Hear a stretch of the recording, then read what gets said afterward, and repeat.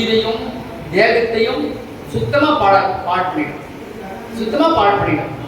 செய்த தவத்தையே ஒண்ணுமில்லாத ஆகிடும். அதுக்கு கோபத்துக்கு அந்த அளவுக்கு பவர் இருக்குது. ஆகவே அது இருக்கின்ற வரையில் நமக்கு கடவுள் விளக்கம் என்பதே கனவுதான். நீங்க என்னதான் படிங்க, என்னதான் பூஜை பண்ணுங்க, எவ்வளவுதான் பண்ணுங்க, எது பண்ணாலும் இந்த கோபம் இருக்கிற இடத்துல கடவுள் காரியப்பட மாட்டார். அப்படி என்பது உண்மையான உண்மை. ஆகவே கோபம் இருக்கவே கூடாது என்பது பெருமானுடைய அல்லாஹ்வுடைய ஆணித்தனமான ஒரு விஷயம். அதை நாம தவிர்க்கணும்.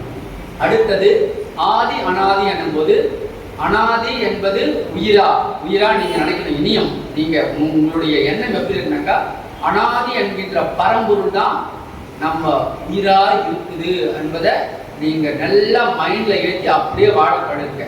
உயிர் வேற அற்பஞ்சோதியின் வேறன்னு பிரிச்சுடாதீங்க. அற்பஞ்சோதி நம்ம கிட்ட இருந்து பிரிச்சுட்டாக்கவே அது பிரிஞ்சுதான் நிற்கும், கடைசி வரையும் பிரிஞ்சுதான் இருக்கும். அருட்பெரும் ஜோதியை தேடி எங்கேயுமே போக வேண்டிய அவசியம் இல்லை. இப்ப நான் பேசுறேன்னாக்கா நான் அருட்பெரும் ஜோதி தான் என்கிட்ட பேசுது, சரிங்களா? நான் ஒரு அனுபவம் என் கடவுள் என்பது அனுபவம். அதை அனுபவிக்கிற நான் என்பவன் அனுபவி. அப்போ கடவுள் என் உள்ள இருந்து அவர் தான் பேசுறாரு என்பதை நான் அனுபவிக்கணும், சரிங்களா? நான் ஒரு செயல் செய்யறேன்னாக்கா இந்த செயல் இறைவனுடைய செயல், அவர் செய்யறாரு, நான் ஒரு சாட்சியாக கவனிக்கிறேன். இப்படி கடவுளை வெளியே வைக்காம நம்ம உயிராவே வச்சு நாம ஒரு ஜீவனா இருந்து அதை அப்படியே கண்காணிக்கலாம். அவ்வளவுதான். அதுக்கு சரியான பயிற்சின்னு பார்த்தீங்கன்னாக்கா, கண்ணாடியில உட்கார்ந்து கண்ணாடியில நின்று உங்களுடைய உருவத்தை பார்த்து நீங்க, அதுவும் 2 கண்களை பார்த்து நீங்க தினந்தோறும் வணங்குறது உத்தமமான அனுபவத்தை கொடுக்கும். நீங்க செஞ்சு பாருங்க. அது ஒண்ணு சரியான தீர்வு எனக்கு தெரிஞ்சு. அதுதான் வள்ளல் பெருமான் பண்ணியிருக்கிறார், சரிங்களா? அது நாமளும் அவர் பண்ணாரே, நாமளும் பண்ணி பார்ப்போமே. எனக்கும் உணர்த்தினாரு, நீ இதை பண்ணு, கண்ணாடி முன்னாடி போய் நின்று இதை பண்ணு. ஆரம்பத்துல ஒன்றும் புரியாது, இந்த மண்டை குழம்போம், சரிங்களா? ஆனா நீங்க அதை தொடர்ந்து செய்ய செய்ய செய்ய நம்பி நம்பி நம்பி செய்ய செய்ய, ஏனென்றால் எனக்கு ஒரு பிடிமானம். எதை வச்சு பிடிமானம்னாக்கா, கண்ணால பார்க்கிறோம். இப்போ கண்ணுல ஒளி வெளிப்படுது. இப்போ இந்த ஒளி எங்கிருந்து வருது? இறந்து போன பணத்துல இருந்து கண்ணு மூடிக்குது, கண்ணுல ஒளி இல்லை. அப்போ உயிரோட இருக்கிற நம்மளுடைய கண்ணுல இருந்து ஒரு பார்வை பார்த்தாக்கா அந்த கண்ணாடியில் இருக்கிற உருவம் தெரியுது, ஒரு மற்ற காட்சியெல்லாம் பார்க்கணும். அப்போ இந்த ஒளி என்கின்ற அந்த கண்ணுல ஒளி என்பது எங்கிருந்து வருது அப்படின் போது, அது ஆன்மாவிலிருந்து வெளிப்படுத்தப்பட்ட அந்த ஒளி தான், பேரொளி தான். இந்த உடம்பு முழுக்க பாயும் போது கண்ணுல ஒளியா பாயுது, கண்ணுல மட்டும்தான் ஒளியா பாயுது. மற்ற இடத்துல எல்லாம் நாதமாகவும் உணர்வாகவும் பாயும். காதுல நாதமா பாயும், மற்ற உடம்புல எல்லாம் உணர்வா நிற்கும்.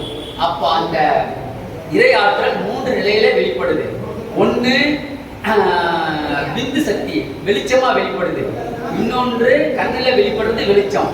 அதே அருட்பெரும் ஜோதி இறையாற்றல் காதுல வெளிப்படும் போது ஓசையா வெளிப்படும் போது, அப்போ மற்ற நிலையில மற்ற இடத்துல உடம்புல உணர்வு அதிர்வா வெளிப்படுது, உணர்வு நிலையில வெளிப்படுது.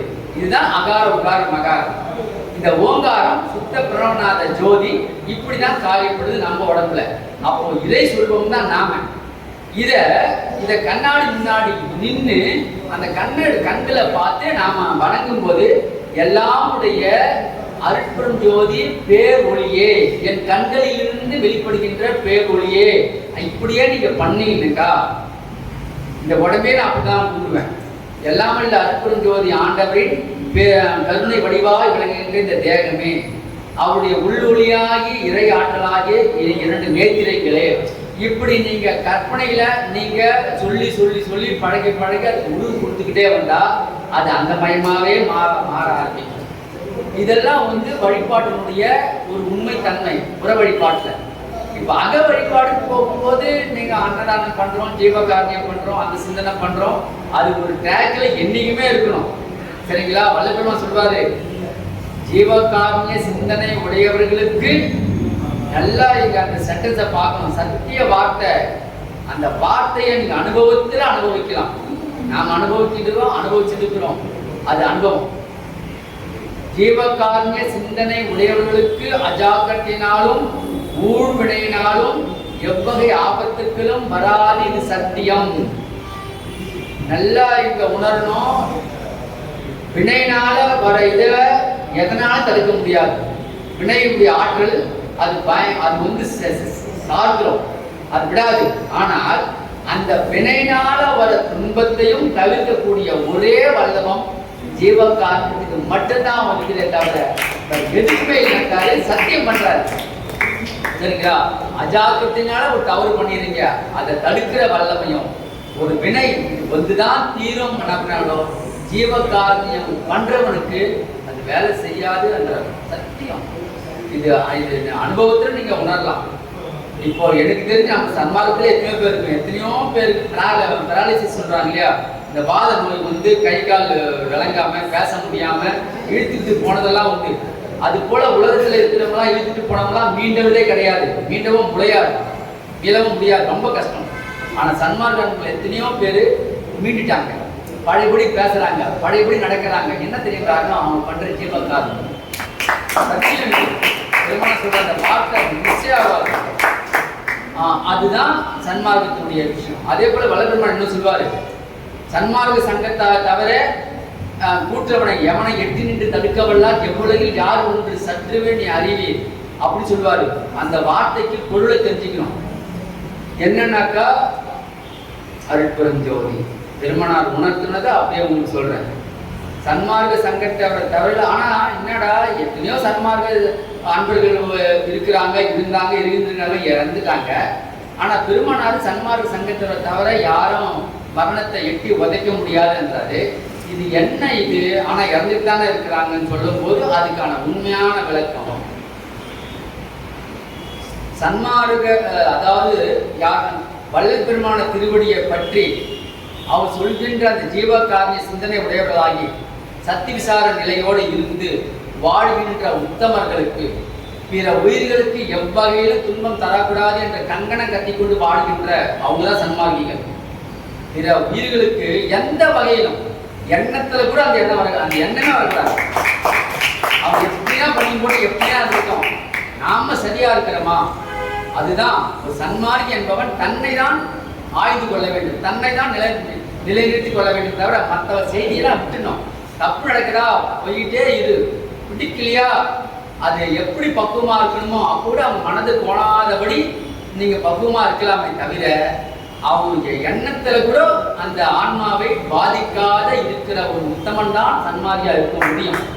அதே போல எண்ணத்துல எப்போ அந்த நல்ல ஒரு சிந்தனை இருக்குதோ அவங்க வெளிப்படுகின்ற சொல்லும் அப்படிதான் இருக்கும், செயல்பாடும் அப்படிதான் இருக்கும். அப்போ சொல், எண்ணம், சிந்தனை, சொல், செயல் மூணு ஒரே நேர்கோட்டில் இருக்கிறவங்க தான் உத்தமன். அந்த உத்தம நிலையை இருக்கிற ஒரு சன்மார்க்கிகளுக்கு மரணம் ஏன் தெரியுமா? உடம்பை விட்டு உயிர் போயிடுது, ஆனா எங்க போகுதுன்னு பார்த்துக்கோங்க. பெருமானார் எனக்கு உணர்த்துண்டு, நான் கேட்டது அவர் எனக்கு உணர்த்துண்டு. இப்படிப்பட்ட வாழற ஒரு உத்தமமான ஒரு சன்மார்க்கி இறந்துட்டாரு அப்படின்னாக்கா சத்தியமா யம தர்மனோ யமனோ வந்து நிற்க மாட்டான் வாசல். அவங்க கிட்ட நம்ம உயிர் போகாது, புரிஞ்சுக்க. நம்முடைய உயிர் வள்ளல் பெருமானுடைய அங்க வந்து நிற்பாரு. அவருடைய அருள் ஒளியில தான், அவர் அருள் தேகத்துல தான் நம்ம உயிர் போய் தங்குமே காண்டி யமன் கிட்ட போகாது என்பதை சத்தியமா உணர்ந்து கொள்ளுங்கள். இது வள்ளல் பெருமான் உணர்ந்து. ஏனென்றால் ஏன் மரணம் இல்லைன்றார்? உடம்பை விட்டாவே மரணம். ஆனால் சாதாரண உலகில் வாழவங்களுக்கு உடம்பை விட்டு உயிர் வெளியே போயிடுச்சுனாக்கா அது எந்த உடம்புலயும் இருக்காது. குறிப்பிட்ட காலம் சூட்சும தேகத்துல இருக்கும், அந்த சூட்சும தேகத்துல இருக்கும் அந்த ஆன்மா. அதுக்கு ஒரு காலம் இருக்கு. எப்படி சூழ தேகத்துல ஒரு காலமும் சூட்சும தேகத்துல ஒரு குறிப்பிட்ட காலம் இருக்கும். அப்புறம் அது அந்த சூட்சும தேகமும் கைக்கிடும். காரண தேகத்துல அது பித்ரு உலகத்துல வாழலாம், இல்ல அதனுடைய தன்மை கேட்கிற மாதிரி அது இந்த பூமியில எங்கன்னா சஞ்சரிச்சுட்டு இருக்கலாம், ஆன்ம கூட்டத்துல கலந்துருக்கலாம். அது எப்படி இருக்குமோ அது கடவுளுக்கு வெளிச்சம். ஆனால் அது உடம்பு என்பதே கிடையாது. சூட்சுமத்தை விட்ட உடனே அது உடம்பு என்பதே கிடையாது. ஆனால் ஒரு ஆன்மாவுக்கு உடம்பு என்பது எப்பவுமே இருக்குதுனாக்கா அது மரணம் அடையலன்னு அர்த்தம். இப்போ நம்முடைய உயிர் வெளியில, ஆன்மா 3 நாள் கழிச்சு வெளியில வருதுனாக்கா வள்ளல் பெருமானுடைய அந்த தேகத்துல, அருள் தேகத்துல நம்முடைய உயிர் வந்து அங்க அடக்கமாயிடும். அங்க அந்த அருள் ஒளியில கலந்துரும். அப்ப நம்மளுக்கு தேகம் இருக்குது. எதுவா இருக்குது? வள்ளல் பெருமானுடைய பிரணவ தேகமே அருள் தேகமே நம்முடைய தேகமா இருக்கிறதுனால இந்த ஆன்மாவுக்கு மரணம் இல்லை. இது உங்களுக்கு எந்த அளவுக்கு நீங்க கிரகிச்சுக்கு தெரியாது, ஆனா அது உண்மை. ஒரு ஆன்மாவுக்கு தேகம் இல்லைன்னா தான் அது மரணம் அடைகிறான். ஆனா நமக்கு தேகம் எதுவா இருக்குதுனாக்கா வள்ளல் பெருமானுடைய அருளொளி வீசும் அந்த பிரணவ தேகத்துல அவர்கிட்ட தான் நம்ம உயிர் போய் சேருவே காண்டி எவன் கிட்ட போய் சேராது. இதுக்கு என் தாயுடைய நடந்த நிகழ்ச்சி உங்களுக்கு சொல்றேன். என் தாய் இறந்துட்டாங்க. இறந்து எங்க பெருமாள்கிட்ட நான் விண்ணப்பிச்சது, என் தாயுடைய உயிர் பிரியும் போது நான் எந்த இடத்துலையும் இருக்கக்கூடாது, எங்க தாயுடைய அருகில் தான் இருக்கணும். பெருமாள்கிட்ட நான் விண்ணப்பிச்சது அம்மா கிட்ட இருக்கணும். அம்மா உயிர் போகும்போது என் கண்ணால பார்க்கணும், ஆனா உயிர் போகும்போது உங்களை அவங்க பார்க்கணும். உங்களை அவங்க பார்த்தாங்கன்னு நான் உணரணும், நான் பார்க்கணும். சரிங்களா? இப்படிதான் என்னுடைய பிரார்த்தனை. கரெக்டா 5:30 மணிக்கு எங்க அம்மாவுடைய உயிர் போக போது 5:15 மணிக்கு என்னை ஆட்டோமேட்டிக்கா போய் உட்கார வச்சாரு. எங்க அம்மாவுடைய முன்னாடி உட்கார வச்சாரு, பிரார்த்தனை பண்ண வச்சாரு. திடீர்னு பிரார்த்தனை பண்ணேன். எனக்கு என்னைக்கே தெரியாது ஏன் பிரார்த்தனை பண்றேன்னு. கரெக்டா பண்றேன். 10 நிமிஷம் 5:30 மணிக்கு எங்க அம்மாவுடைய உயிர் போக போது கண்ணை மூடிக்கு இருந்தவங்க பலான்னு கண்ணை திறந்தாங்க. அந்த கண்ணு திறக்கும் போது பிரகாசம் பார்க்கணுமே, அப்படி ஒரு பிரகாசம். அப்பயே நினைச்சேன் அம்மாவுக்கு பெருமாளுடைய தரிசனம் கிடைச்சிருச்சு, பார்க்கறாங்க. அதனாலதான் மூடி இருந்த உள்ள இருந்த கண்ணு வெளியில அப்படி வந்து நின்னுது. என் தாயோட கண்ணை பார்த்தா நான் வணங்கினேன். அவங்களுக்கு 16வது நாள் 15 நாள் முடிஞ்சு 16வது நாள் என்ன நடக்குதுன்னாக்கா, அவங்களுக்கு என் மகளுக்கு ஒரு கனவு வருது. என் மகளுக்கெல்லாம் இந்த பெருமாள் கூட கலந்து இருக்கிறவாங்க என் மகள். அவங்களுக்கு ஒரு கனவு வருது. அந்த கனவுல என்ன சொல்றாங்கன்னாக்கா, எங்க தாய் இப்போ படுத்துருக்குறாங்க. அவங்க சூட்சும தேகத்துல எங்க சூழ தேகத்துல படுத்திருந்தாங்களோ அதே இடத்துல சூட்சும தேகத்துல படுத்துருக்குறாங்க. என் மகள் இருக்கிறாங்க. அப்போ எங்க தாய் சொல்றாங்க, அம்மா எனக்கு பயமா இருக்குது, வெளியில ஒரு 4 பேர் பயங்கரமான ஆளா நிக்கிறாங்க, அவங்க போய் பாருன்னு சொல்றாங்க. அப்போ எங்க மகள் அந்த எங்க இந்த பெட்ரூமு அதை தாண்டி தான் ஹாலு, அதை தாண்டி தான் வெளியே வரண்டா அங்க போனோம். அப்படி போகும்போது ஜோதியிலிருந்து பெருமானாரு அந்த குரல் கேட்குது என் மகளுக்கு, அம்மா அந்த 4 பேர் இடத்துல அருட்பெரும் ஜோதி ஆண்டவர் இங்க இருக்கிறான்னு போய் சொல்லுன்னு சொல்லிட்டு அந்த குரல் கேட்குது. உடனே என் மக போய் நின்னா 4-5 பேர் பயங்கரமா கருப்பு உருவுல நிக்கிறாங்க, யம தர்பர்கள் நிக்கிறாங்க. உடனே அவங்க கிட்ட போய் நின்று நான் தைரியமா பேசினப்பா எனக்கு பயமே இல்லாமல பார்த்து நீங்க யாருன்னு கேட்டேன். அவங்க என்னை ஒரு மாதிரி பார்த்தாங்க. அருட்பெரும் ஜோதி ஆண்டவர் இங்க இருக்கிறாருன்னு உங்களுக்கு சொல்ல சொன்னாருன்னு சொன்னதுதான், அருட்பெரும் ஜோதி ஆண்டவர் இருக்கிறாருன்னு சொன்னதுதான் இங்க. உடனே அவங்க பட்டு 4 பேரும் மறைஞ்சே போயிட்டாங்க. புரியுதுங்களா? அப்போ இது என்ன, இது வெறும் கனவு கிடையாது, இது நடந்த உண்மை. அந்த உண்மை சூட்சும நிலையில நடக்கிறத பெருமானார் நமக்கு காட்டுறாரு. நான் சொன்னது எங்க அம்மாவை எந்த வகையிலும் அந்த ஆன்மா யமங்கிட்ட போய் நிற்கக்கூடாது, உங்களுடைய அருள் ஒளியெல்லாம் அவன் சேர்த்துக்கணும் நான் பலமுறை விண்ணப்பிச்சேன். அதை அன்னைக்கு நிரூபிச்சு காட்டினார். சரிங்களா? இதுதான் ஒவ்வொரு சன்மாரிக்கும் நடக்கக்கூடிய ஒரு விஷயம். ஆகவே தான் நமக்கு மரணம் இல்லை என்பது. அவருடைய அருள்மொழியிலிருந்து அவருடைய தேகத்திலிருந்து அந்த என்னமா பெருமானுடைய விஷயத்தை நீங்க சாதாரண நினைக்கக்கூடாது. எல்லாரும் பெருசா நினைக்கிறோம், ஆனா ஒரு உண்மை. அவரு படைக்கும் தொழில் அவருக்கு தெரியும், 5 தொழில அவருக்கு தெரியும். சாகா வரத்தை கொடுக்கக்கூடிய வல்லபமும் அவருக்கு உண்டு, எல்லாமே உண்டு. அவர் தான் அருட்பெரும் ஜோதி ஆண்டவர். புரியுதுங்களா? அப்பேற்பட்ட இருக்கிற அவரை வணங்குற அவரை அடி கொட்டி வாழ்கின்ற நமக்கு இந்த அனுபவம் கண்டிப்பா சித்திக்கும். அதுக்குதான் இந்த சத்திய தர்மசாலை, சத்திய ஞான சபை, சித்தி வளாகம், இந்த 3மே சுத்த தேகம், பிரணவ தேகம், ஞான தேகத்தினுடைய வெளிப்பாடு. சரிங்களா? புறநிலையில இருக்கிற முப்புறம் மன்றம் இல்லையா, அந்த 3 இடங்களும் 3 நிலைக்கு. சத்திய தர்மசாலை நமக்கு தேக நீடிப்பு. சரிங்களா? தர்மம் தர்மத்தோடு கூடியவன் தேக நஷ்டம் அடைய மாட்டான். சரிங்களா? இந்த சத்திய ஞான சபை என்பது அது உருவம். இந்த தர்மசாலை தேகம் என்பது உருவம், ஞான சபை என்பது அது உருவம். அதாவது ஜோதி மட்டும் ஜோதி காரியப்பட்டு அது உருவம். சித்திபுரம் என்பது அங்க எந்த ஒரு இதுவும் கிடையாது. பெருமானுடைய சித்தி அடைஞ்ச இடத்துல நம்ம என்ன போய் பார்க்கலாம், என்ன பார்க்கலாம், ஒன்றும் கிடையாது. ஐயா உள்ள இருக்கிறாரு, அது ஞான தேகத்துல இருக்கிறாரு. புரியுதுங்களா? அவர் சித்தி அடைஞ்ச இடத்துல. இப்படி இந்த சத்திய தர்மசாலையும் ஞான சபையும் சித்தி வளாகமும் எப்படி விளக்கம் பெற்றது, இந்த 3 நிலைகளும் புறத்துல எப்படி விளக்கம் பெற்றதுனாக்கா அக அனுபவத்தை பெற்று அதன் மூலமாக இந்த புறத்துல அவர் மூன்றையும் தோற்றுவிட்டார். சரிங்களா? அப்போ நாம ஒரு ஆன்மா விளக்கம் அடையணும்னாக்கா அது தர்மம் செய்கிற ஆன்மாவா இருக்கணும். ஸோ அந்த தர்மசாலை போல இந்த உடம்பு நடமாடும் தர்மசாலையா இருக்கணும். நாம் எப்படி இருக்கணும்? நடமாடும் தர்மசாலையா இருக்கணும். நாம் எப்படி இருக்கணும்? நடமாடும் ஞான சபையா இருக்கணும். நடமாடும் சன்மார்க்க சங்கமா இருக்கணும். நாம் எப்படி இருக்கணும்? நடமாடும் ஞான சித்திபுரமா இருக்கணும். இதுதான் சன்மார்க்கத்தினுடைய சிறப்பு.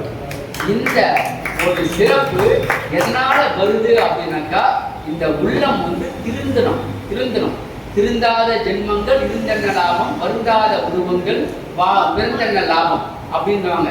அது போல இன்னமும் நாம உண்மை அறிந்து கொள்ள முடியாமல் உயிரை மதிங்க. உயிர் தான் சிவம். அந்த உயிரை மதித்தாலே நமக்கு இந்த உடம்புடைய அருமை புரியும்.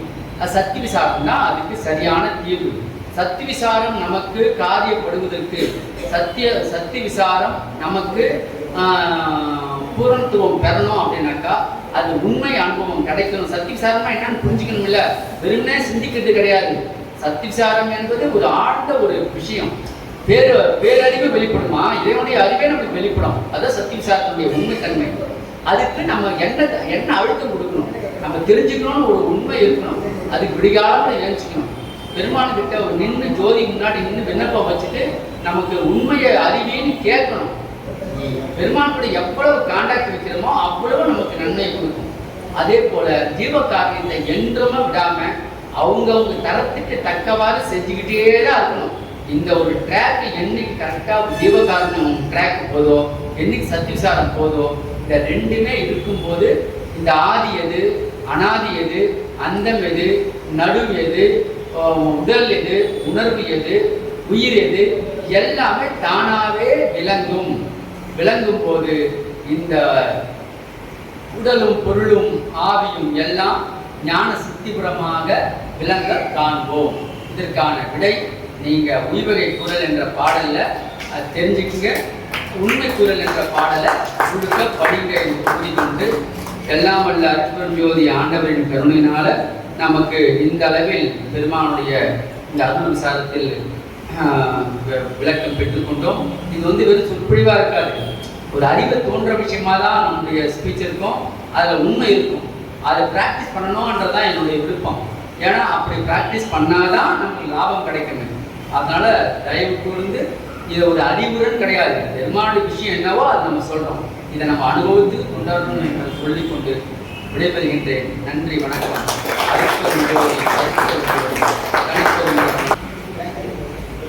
ஆண்மனைய ஒருமைப்பாட்டுடைய சகோதர சகோதரர் அனைவருக்கும் வந்தனம். இன்னைக்கு நம்ம சன்மார்க்கத்தை அனைவருக்கும் நமக்கு கூட இருந்து மிக அற்புதமான வகையில், சிறப்பான வகையில் இந்த சங்கத்தை நல்லபடியாக நடத்திட்டு இருக்கிற ராஜேந்திரன் அண்ணா அவங்களுக்கும், அவங்களோட கூட சேர்ந்து பணியாற்றிட்டு இருக்கிற சிவபிரகாசம் ஐயா அவங்களுக்கும், மருதராஜன் ஐயா அவங்களுக்கும் எல்லாருக்கும் என்னுடைய முதல் நன்றியை தெரிவிச்சுக்கிறேன். அண்ணன் ஒரு தலைமையேற்று நடத்தி தந்த அவங்களுக்கு முதல் நன்றியை தெரிவிச்சுக்கிறேன் ராஜேந்திரன் மூலியமாக. அப்புறம் இறை வணக்கம் பாடிய நம்மளுடைய முனியம்மா அம்மா அவங்க அதுக்கு முன்னாடியே அவங்க நல்லபடியாக பாட ஆரம்பிச்சிட்டாங்க. ரொம்ப எல்லாமே நான் என்ன கலைவாணியை காணணும்னு பார்த்துட்டு இருந்தேன், வேற குரல் கேட்டுட்டு இருக்கேன்னு பார்த்தா இவங்க பாடிட்டு இருந்தாங்க தெய்வமனை மாலை. அப்படி பக்கத்தில் யார் வராங்கன்ற அந்த உணர்வு இல்லாமல் அவ்வளோ ஒரு உணர்வோடு உண்மையான அந்த எண்ணத்தோட அவங்க படிச்சாங்க பாருங்க. அந்த மனசுல லயிக்கணும். பக்தின்றது மனம் லயிக்கிறதுக்கு தான் இந்த பக்தியை நாம செயல்படுத்துறது. இந்த கோவில்கள் எல்லாம் ஏன் ஏற்படுத்துறாங்கன்னா நம்ம மனசை கண்ட இடத்துல போக விட்டாம இழுத்து நம்மளை நிறுத்தணுன்றதுக்காக தான் இந்த கோவில்கள், இந்த பூஜைகள், புனஸ்காரங்கள் எல்லாம். அது மாதிரி அவங்க அவளை மனசு கட்டி போட்ட மாதிரி உட்காந்து அவ்வளோ அற்புதமா பாடின அவங்களுக்கு ரொம்ப ரொம்ப ரொம்ப நன்றிகள். அம்மா முனியம்மா அவங்களுக்கு ரொம்ப நன்றிகள்.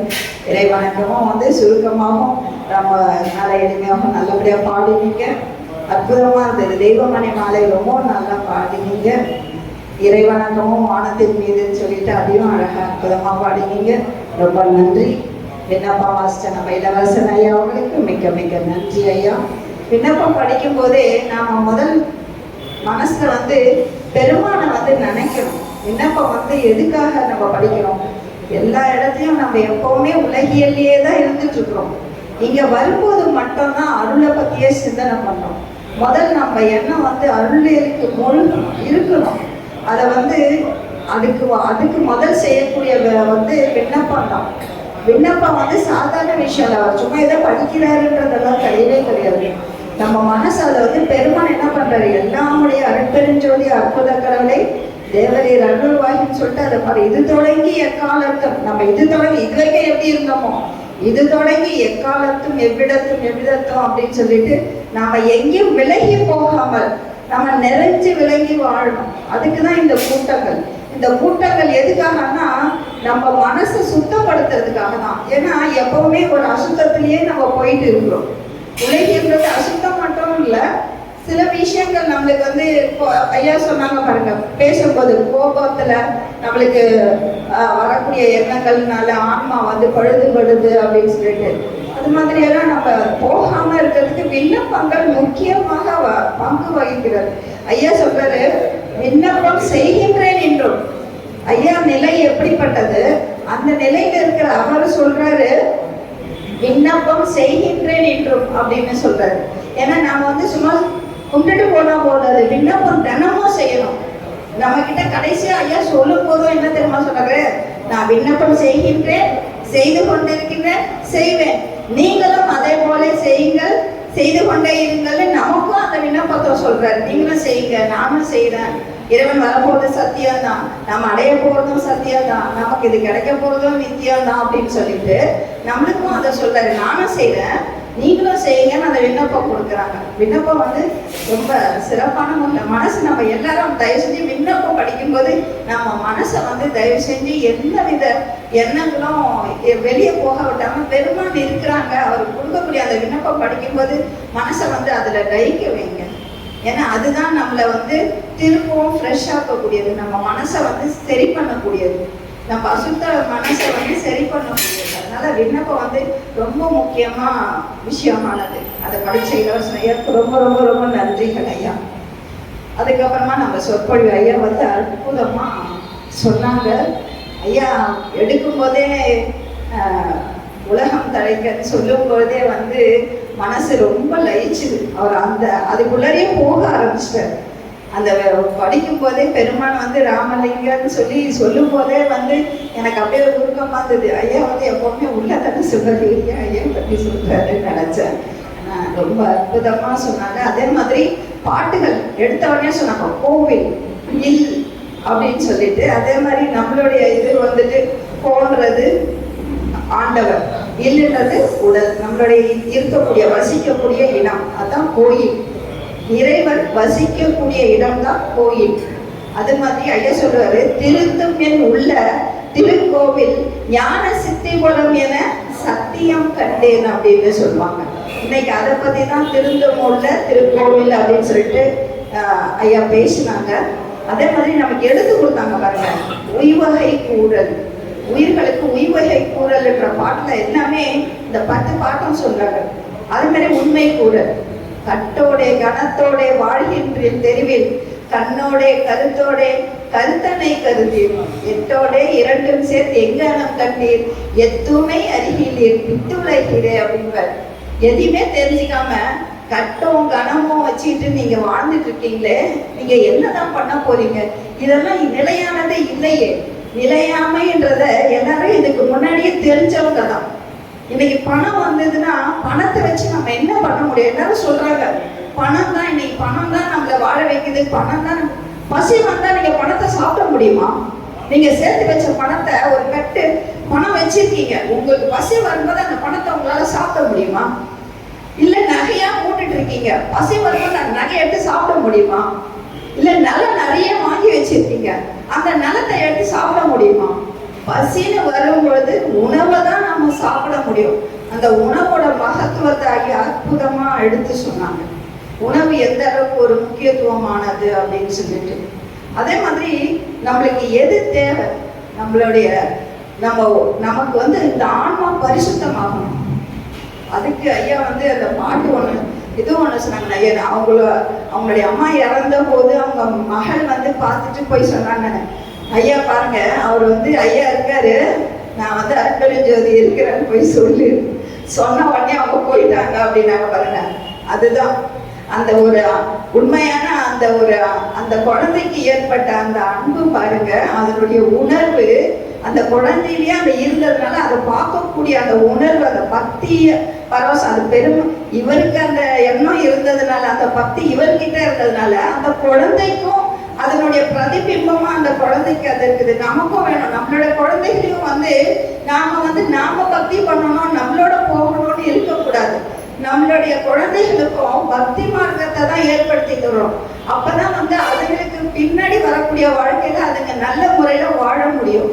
நம்ம பணம் சம்பாதிக்கிறது, நீ இதை படிச்சு நான் பணம் சம்பாதிக்க, அதை படிச்சு பணம் வந்து சம்பாதிக்கிறதுக்கு பொருளிட்டு முடியுமே ஒழிய உங்க வாழ்க்கையில நல்ல முறையில வாழ முடியுமா அப்படின்னா முடியாது.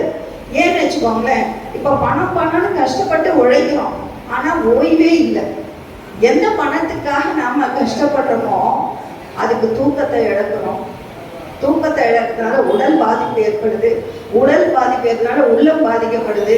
உள்ளம் பாதிக்கப்படும் பொழுது அதுக்குண்டான வேதனைகள், அதுக்காக அதாவது எதுக்காக நம்ம சம்பாதிக்கிறோமோ அதுக்கு தான் கொண்டு போய் செலவே பண்றோம்.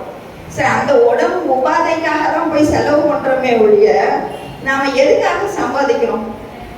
நம்ம நல்லா இருக்கணும், நம்மளுக்காக மற்றவங்க. இப்ப அண்ணா சொன்னாங்க பாருங்க, அங்க போன் பண்ணி கேட்டாங்க 4 பேர் வந்து அந்த அம்மா எப்ப எங்களுக்கு தீபாவளி பாருங்க என் தாய் வீட்டு சீதனம்னு சொல்றாங்க பாருங்க. கேட்கும் போதே ரொம்ப இதுவா இருந்துச்சு, என்னோட தாய் வீட்டு சீதனம் எப்போ வரும் அப்படின்னு சொல்லிட்டு. இதுக்கெல்லாம் வந்து நாம எல்லாருமே வந்து ஒரு உறுதுணையா இருந்து அவருக்கு நிறைய உதவிகளை செய்யணும். ஏன்னா இதெல்லாம் வந்து எதிர்பார்ப்பு இல்லாம செய்யக்கூடிய செயல். இந்த சங்கம் வந்து ஏதாவது எதிர்பார்க்குறாங்கன்னா இல்ல, அவங்களுக்காக எதிர்பார்க்கல, மற்றவங்களுக்கு பிறருக்காக செய்யணும் பண்ணணும் அப்படின்னு. நமக்காக வாழ்வதை விட பிறருக்காக வாழ்றதுதான் வாழ்க்கை. தனக்காக வாழ்றதெல்லாம் வாழ்க்கையே கிடையாது.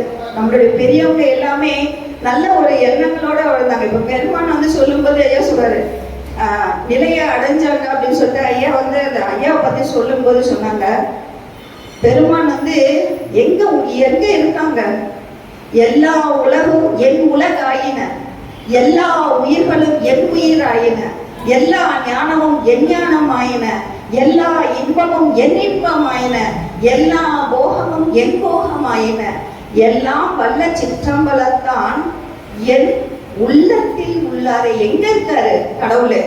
வள்ளல் பெருமான் உள்ளத்துல உட்கார்ந்துட்டு இருக்கிறதா சொல்றாரு.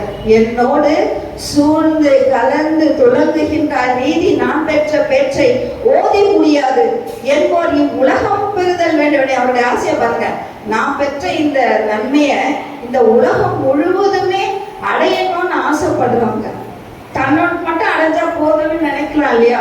நம்ம இருக்கிற ஒருவர்களையும் நாம நல்லபடியா வாழணும்னு நினைக்கிறோம். இன்னைக்கு நமக்கு வந்து ஒரு ஞானிகளா இருக்கிறவங்க எல்லாருமே என்ன சொல்லுவாங்க, அன்பு போதிப்பாங்க, ஒழுக்கத்தை போதிப்பாங்க. எதுக்காக அப்படின்னு சொன்னா நாம உயரணும், நாம எப்பவுமே இருந்து வாழணும்ன்றதுக்காக தான் நமக்கு பெரியவங்க நமக்கு நல்ல விஷயங்களை சொல்லி கொடுக்குறாங்க, நல்ல கருத்துக்களை சொல்றாங்க. ஏன் சொல்றாங்க? நாம நல்லபடியா வாழணும், நல்ல முறையில வாழணும். அதே மாதிரி சொன்னாரு, தர்மத்தை பத்தி சொன்னாரு. தர்மத்தின் மூலியமா தான் நம்ம வாழ முடியும். ஐயா வந்து மனுமுறை கண்ட வாசகத்துல தர்மத்தை வெளிப்படையா சொல்லுவாங்க.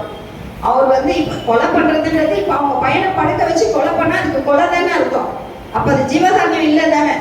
அப்ப அது ஜீவகாரணம் இல்லாத அப்ப கொலை பண்ணியிருக்காரு. அப்ப அது என்ன நடந்தாரு? அப்ப எப்படி அவருக்கு உயிர் வந்தது அப்படின்னா, அந்த உயிரையும் தன்னுடைய மகனுடைய உயிரும் ஒன்னா நினைச்சு தர்ம வழியில நியாயம் யார்கிட்ட இருக்கோ, பொய் சொல்லாம புறம் சொல்லாம, ஐயா சொன்னாங்க பாருங்க, பொய் சொல்லாம புறம் கூறாம நம்மளுடைய இதுவை வந்து செயல்படுத்தணும். சிந்தனையும் சரி செயலும் சரி நமக்கு எல்லாமே வந்து நம்மளா மாறணும். அதாவது ஞான சபை, சித்தி வளாகம், தர்மசாலை எல்லாமே நாமளா இருக்கணும்னு சொன்னாங்க பாருங்க. ரொம்ப அற்புதமா, ரொம்ப அதுக்கு பெரிய நன்றியே சொல்லணும். அவங்களுக்கு நாம தாங்க மாறணும், மற்றவங்களை மாற்றணும்ன்றதை விட நாம தர்மசாலையா மாறணும், நாம ஞான சபையா இருக்கணும், நாம சித்தி வளாகமா இருக்கணும்னு. அப்படிப்பட்ட எண்ணங்கள் மூலியமா தான் நாம ஒருத்தரும் நாம மாறினா இந்த உலகமே மாறும். நாம தயவு கொடுத்தா தானே பிறருக்கு தயவு நாம பெற முடியும். இறைவனுடைய தயவு எப்படி பெற முடியும்? தர்மத்தின் வாயில் மூலியமா தான். தர்மம் யார் ஒருத்தர் நியாய தர்மப்படி பொய் இல்லாம புறை இல்லாம நியாயப்படி நடந்துக்கிறாங்களோ அவங்க மட்டும்தான் உயிர் வாழ்வாங்க.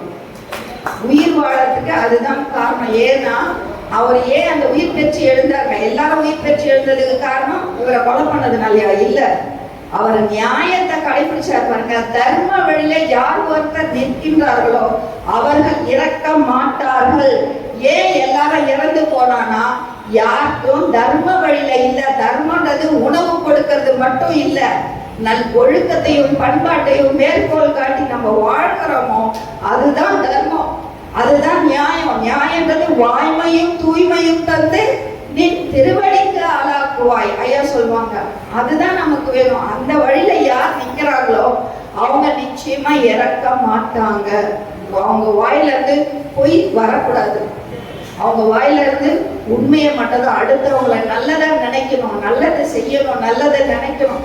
சிந்தை சொல் செயல் ஐயா சொல்றாரு. சொல்லொன்று வாக்கொன்று செய்கை ஒன்றே போகவிட்டே எந்தை நினது ஏற்றாது இருந்ததுண்டு அப்படின்னு. சிந்தனை சொல் செயல் இது எங்க இருக்கணும்?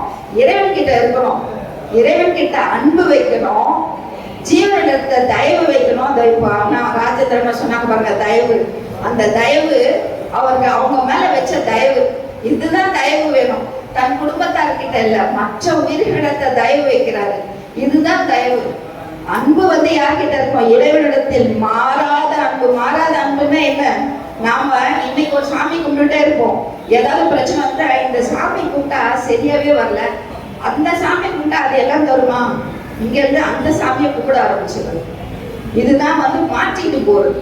ஐயா சொல்றாரு, அன்புன்றது மாறாது இருக்கணும். யார்கிட்ட? இறைவனிடத்துல மாறாத அன்பும் பிரபஞ்ச போகத்தினிடத்தில் வெறுப்பும் ஜீவனிடத்தில் தயவும் மாறாது இருந்தால் அவ் அருளை பெறலாம். அருளை எப்படி பெறணும்ன்றதுக்கு பெருமான் நம்மளுக்கு கொடுக்குற லிஸ்ட் இது. அப்போ அருளை நமக்கு பெறணும்னா அன்பு இறைவனிடத்துல வைக்கணும். அதுக்குதான் தொண்டர் புராணங்களா இந்த கதைகள் எல்லாம் சொல்லி வச்சிருக்காங்க பாருங்க. அன்பு எப்படியெல்லாம் செஞ்சாங்க, எப்படியெல்லாம் பண்ணாங்க அப்படிங்கிறதுக்கு லிஸ்ட் போட்டு கொடுத்துருக்காங்க பாருங்க. அது மாதிரி அந்த அன்பை நாம இறைவனிடத்துல வள்ளல் பெருமானான, ஏன்னா ஐந்தொழில் ஆற்றலையும் பெருமான் வச்சிருக்காங்க.